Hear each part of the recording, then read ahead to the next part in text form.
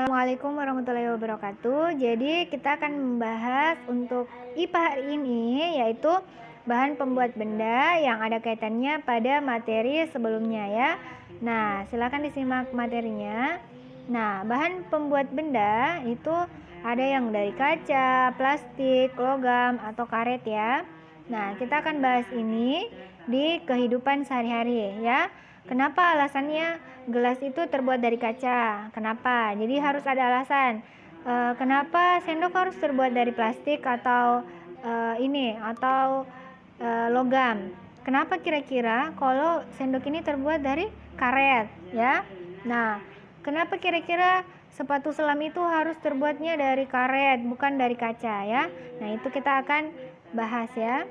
Nah, pada pertemuan sebelumnya kita sudah bahas apa keunggulan, apa kelemahan dari bahan pembuat benda ya. Ini Ustazah ingatkan, untuk dari bahan kaca itu keunggulannya dia tahan air dan tembus pandang, kemudian meneruskan cahaya dan tidak mengantarkan panas. Nah, sedangkan kelemahannya dia mudah pecah, tidak mudah dibentuk dan berat ya. Jadi itu keunggulan dan kelemahan dari kaca. Nah, Ustazah lanjut. Untuk logam, keunggulannya itu sifat baja dan besi yang kuat. Makanya dia dijadikan rel kereta api karena kuat ya. Kemudian yang kedua, sifat logam mulia, emas atau perak. Dia indah dan mengkilap. Makanya dia dijadikan perhiasan. Itu keunggulannya untuk logam. Kemudian sifat tembaga, dia menghantarkan listrik. Itu makanya kenapa kabel listrik itu dia isinya tembaga karena bisa menghantarkan listrik. Kemudian yang keempat, dia sifat aluminium yang ringan. Nah, kelemahannya dia mudah berkarat. Jadi kenapa kira-kira kalau misalkan sepatu kita itu dari logam? Kenapa kira-kira kalau baju kita dari logam?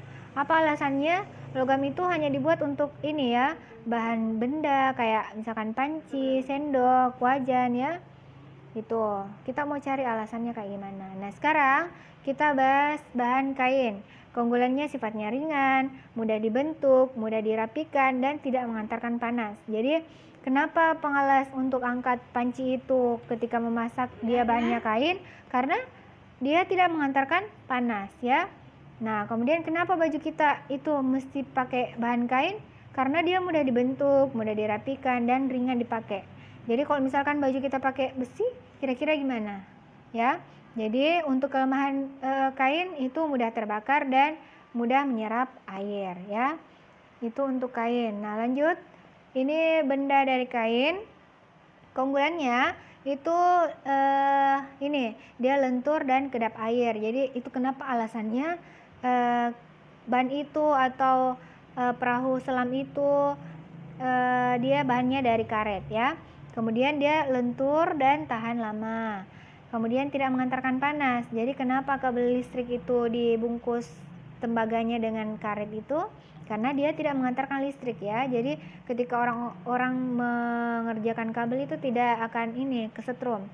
Kemudian yang keempat, tidak menyerap air. Jadi itu keunggulan dari karet. Kemudian kelemahannya dia tidak tahan panas ya. Jadi dia tidak tahan panas, kemudian tidak mudah terurai ya. Jadi ketika dibuang itu dia tidak mudah terurai, maka bahkan bertahun-tahun dia tidak akan terurai di dalam tanah ya. Seperti itu. Jadi untuk worksheet kalian itu Ustazah tunjukkan seperti ini.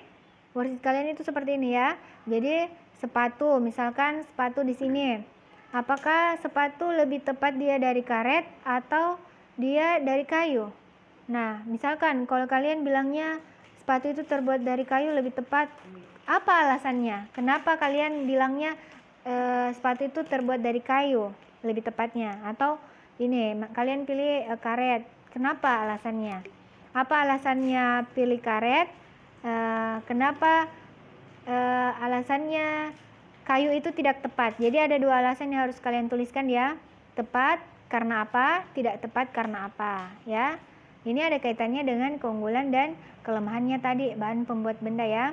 Panci Yang mana lebih tepat, dari plastik atau dari aluminium? Kalian bilangnya plastik tidak tepat, kalian centang tidak tepat. Terus apa alasannya? Kenapa panci tidak tepat untuk dijadikan dari bahan plastik? Ya, seperti itu. Seperti itu ya.